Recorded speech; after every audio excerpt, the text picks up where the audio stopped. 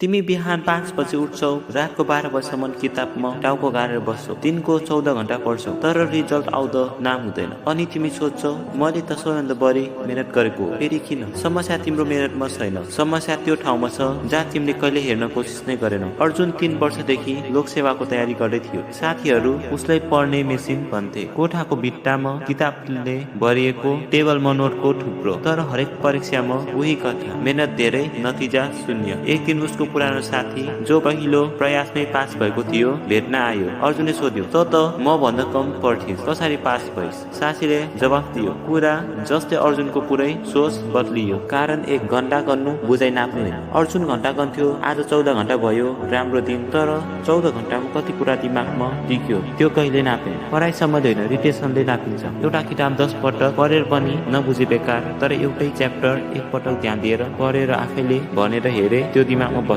तर यो त सुरुवात मात्र थियो। कारण 2, गलत कुरामा धेरै समय। उसले सजिलो लाग्ने विषयमा धेरै समय दिन्थ्यो, किनभने त्यहाँ पढेको जस्तो महसुस हुन्थ्यो, तर कमजोर विषयलाई छोइदैन थियो, किनभने त्यहाँ गाह्रो लाग्थ्यो। तर परीक्षाले तिम्रो कमजोरी नै जाँच्छ, बलियो पक्ष होइन। र यहीँनिर तेस्रो र सबैभन्दा ठुलो गल्ती सुरु हुन्छ। कारण 3, फिडब्याक बिना अभ्यास। अर्जुनले कहिल्यै पुरानो प्रश्नपत्र सबैमा बसेर हल गरेन, कहिल्यै आफ्नो गल्ती जाँचेन। ऊ केवल पढ्दै गयो, तर आफूले कति सिक्यो भनेर कहिल्यै जाँचेन। बिना टेस्ट, बिना फिडब्याक, पढाइ अन्डो दौड जस्तै हो, दिशा थाहा नभई दौड।